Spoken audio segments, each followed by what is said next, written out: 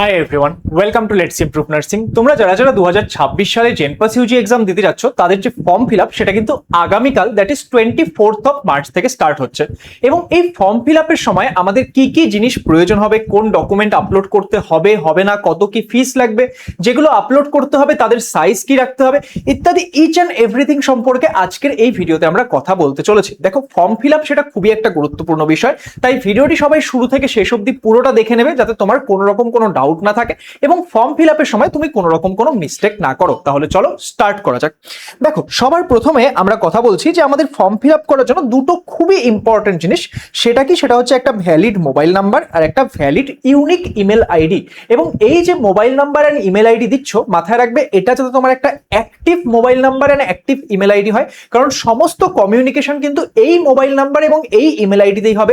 তোমার form fill আপে ধরে নাও যখন তুমি ফটো, সিগনেচার ইত্যাদি আপলোড করবে, সেখানে যদি কোনো ডিসক্রিপেন্সি মানে মিস্টেকও থাকে, সেটা যদি আবার করে আপলোড করার হয় তাহলে সেই ক্ষেত্রে সেটা সংক্রান্ত মেসেজ ইত্যাদি সমস্ত কিছু কিন্তু তোমার এই নাম্বার এন্ড এই ইমেলেই আসবে।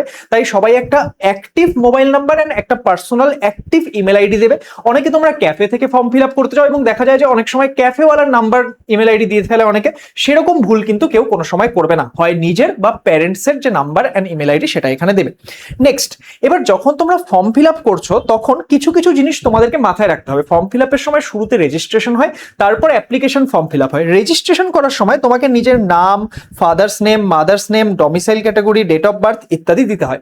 এবার এই যে এই বিষয়গুলো দিচ্ছ সেগুলো কিন্তু খুব ভালো করে দেখে দেখে একদম সঠিকভাবে দেবে। তার কারণ কি? তার কারণ হচ্ছে এগুলোতে যদি একবার ভুল হয়ে গেল সেটা কিন্তু কোনোভাবেই চেঞ্জ করা যায় না। দেখো, লেখা আছে যে এই ইনফরমেশনগুলো can not be changed or modified under any circumstances.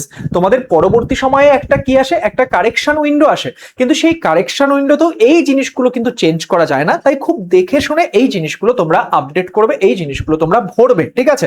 যারা যারা ক্যাফে থেকেও ফর্ম ফিল আপ করতে যাচ্ছ, যখন ক্যাফেওয়ালা ফর্মটা ফিল আপ করছে তোমরা কিন্তু বসে বসে খুব সুন্দর করে প্রত্যেকটা জিনিস দেখবে এবং কিভাবে ফর্ম ফিল আপ করতে হয় না হয় তার একটা ভিডিও আগামীকাল যখন ফর্ম ফিল আপ স্টার্ট হবে আমি দিয়ে দেবো, সেটা সবাই দেখে নেবে যাতে তোমরা পুরো বিষয়টা বুঝতে পারো। ওকে, নেক্সট এবার যেটা নিয়ে আমরা কথা বলবো যে আমাদের এই মুহূর্তে আমরা যখন ফর্ম ফিল আপ করতে যাব তখন আমাদের কত কি ফিস লাগবে। দেখো, যখন তোমরা ফর্ম ফিল আপ করতে যাবে তখন তোমরা এই ক্ষেত্রে কি পেপার 1 দিতে পারো বা পেপার 2 দিতে পারো। এবার অনেকের কনফিউশন যে আমি পেপার 1 দেবো নাকি পেপার 2 দেবো। মাথায় রাখবে আমাদের যে জেনপাস ইউজির আন্ডারে টোটাল 14টা কোর্স রয়েছে, তার মধ্যে শুধুমাত্র বিএইচএ কোর্সটার জন্য পেপার 2 দিতে হয়, বাকি সমস্ত কোর্স পেপার 1 এর মাধ্যমে যাওয়া যায়। এবার পেপার 1 এর যে রেজাল্ট সেটার উপর পেপার 2 এর রেজাল্টের কোনো এফেক্ট নেই, পেপার 2 এর রেজাল্টে পেপার 1 এর রেজাল্টের কোনো এফেক্ট নেই। মানে তুমি যদি শুধু পেপার 1 দাও তাহলে সেই ক্ষেত্রে তুমি দিতেই পারো, এরকম ভাবার কোনো ব্যাপার নেই যে পেপার 2 না দিলে আমার সেটার উপর কোনো এফেক্ট পড়বে। কোনো এফেক্ট পড়বে না, দুটো একটা একটার থেকে একদমই সেপারেট। তুমি চাইলে পেপার 1ও দিতে পারো, তুমি চাইলে পেপার 2ও দিতে পারো, তুমি চাইলে দুটোও দিতে পারো। তো এই ক্ষেত্রে যারা যারা শুধুমাত্র পেপার 1 অথবা শুধুমাত্র পেপার 2 দেবে, অর্থাৎ যে কোনো একটা পেপার দেবে, তাদের ক্ষেত্রে কি? তাদের ক্ষেত্রে এই ক্ষেত্রে ফিস লাগবে হচ্ছে 500 টাকা জেনারেল ক্যান্ডিডেট স্টুডেন্টদের জন্য। আর যাদের কোনো একটা পার্টিকুলার ক্যাটাগরি রয়েছে, এসসি, এসটি, ওবিসি, ইডব্লিউএস, যে কোনো ক্যাটাগরি ধরে নাও, তাদের ক্ষেত্রে কি? তাদের ক্ষেত্রে ফিস লাগবে হচ্ছে 400 টাকা। এবার তুমি যদি দুটো পেপারই দিতে চাও, ধরে নাও কোনো একটা স্টুডেন্ট সে দুটো পেপারই দেবে, তাহলে সেই ক্ষেত্রে তার টোটাল ফিস কত লাগবে? সেই ক্ষেত্রে তার টোটাল ফিস লাগবে হচ্ছে 800 টাকা। এন্ড তুমি যদি কোনো পার্টিকুলার ক্যাটাগরি থেকে বিলং করছো তাহলে সেই ক্ষেত্রে তোমার ফিস লাগবে হচ্ছে 650 টাকা। তাহলে আই হোপ যে পেপার 1 পেপার 2 এর ব্যাপারটা বুঝে গেছো এন্ড তাতে তোমার কত ফিস লাগছে সেটাও এবার তুমি বুঝে গেছো। এবার এখানে একটা কথা বলে দেই যে জেনপাস ইউজি পরীক্ষার যে বাকি সময়টা রয়েছে সেই সময়টাকে যদি এফেক্টিভলি কাজে লাগাতে চাও এন্ড ভালো করে প্রিপারেশন করতে চাও সমস্ত কিছু স্ট্রাকচারড উপায়ে, তাহলে আমাদের ড্রিম ব্যাচ 3.0 কিন্তু স্টার্ট হয়ে গেছে জেনপাস ইউজি 2026 এর জন্য। সেটা তোমরা লেটস ইমপ্রুভ অ্যাপ ডাউনলোড করে ভর্তি হতে পারো। এখানে mock test, practice session, mentorship everything থাকবে। এন্ড তোমাদের কোনো রকমের কোয়েরি থাকলে তোমরা আমাদের এই নম্বরগুলোতে কন্ট্যাক্ট করতে পারো, ঠিক আছে? এবার নেক্সট আমরা যেটা নিয়ে কথা বলবো যে আমাদের এই মুহূর্তে কি কি আপলোড করতে হবে। দেখো, এই মুহূর্তে ফর্ম ফিল আপ করার সময় তোমাদের দুটো জিনিস আপলোড করতে হবে।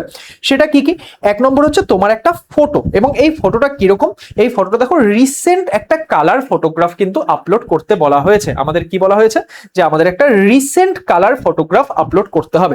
এবার এই কালার ফটোগ্রাফটা সেটার সাইজ কত থাকবে, সেটার সাইজ থাকবে 10 কেবি থেকে 200 কেবির মধ্যে এবং এটা জেপিজি বা জেপিইজি ফরম্যাটে হতে হবে। সিমিলারলি তোমাকে নিজের একটা সিগনেচার আপলোড করতে হবে, একটা সাদা কাগজের মধ্যে সিগনেচার করে সেটা স্ক্যান করে সেটা আপলোড করতে হবে।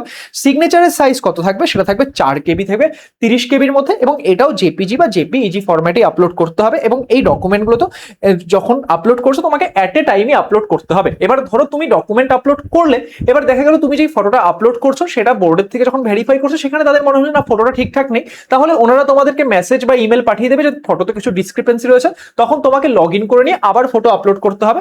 আদারওয়াইজ যদি সেরকম কোনো কিছু না আসলো বা অ্যাকসেপ্টেড মেসেজ চলে আসলো তাহলে কোনো সমস্যার ব্যাপার নেই। যদি কারোর দেখলে মেসেজ আসছে না তোমার ডিসক্রিপেন্সি রয়েছে, তাহলে তোমাকে কি করতে হবে, আবার লগ ইন করে নিয়ে আবার আপলোড করতে হবে।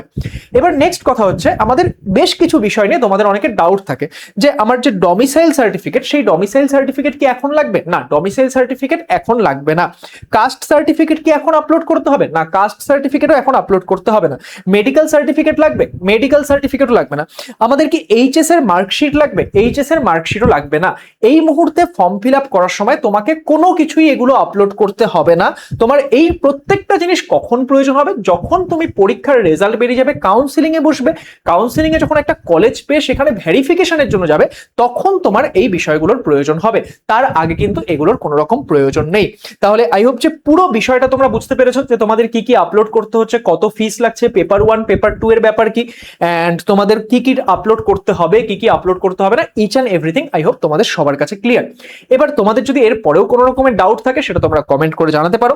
এইরকম রেগুলার ভিডিওস আমাদের এই চ্যানেলে কিন্তু আসতে থাকবে, তাই সেগুলো দেখার জন্য তোমরা চ্যানেলটিকে সাবস্ক্রাইব করে রেখো, কারণ একদম কাউন্সিলিং এর শেষ অবধি আমরা কিন্তু তোমাদেরকে গাইড করতে চলেছি। আর রেগুলারলি আমাদের চ্যানেলে কিন্তু সন্ধ্যাবেলা 6টার সময় লাইভ ক্লাস হচ্ছে জেনপাস ইউজির জন্য, সেগুলো সবাই অ্যাটেন্ড করতে থাকো। আর যদি তোমরা একটা স্ট্রাকচার্ড প্রিপারেশন চাও তাহলে তোমরা কিন্তু আমাদের যে ড্রিম ব্যাচ সেখানেও এনরোল করতে পারো। All the best. আজকের এই ভিডিওটি তোমরা সবার মধ্যে শেয়ার করে দিও যাতে সবাই এই ইনফরমেশন গুলো পেয়ে যায়। Thank you so much, and সবাই ভালো করে দেখে শুনে ফর্ম ফিল আপ করে নিও। Thank you.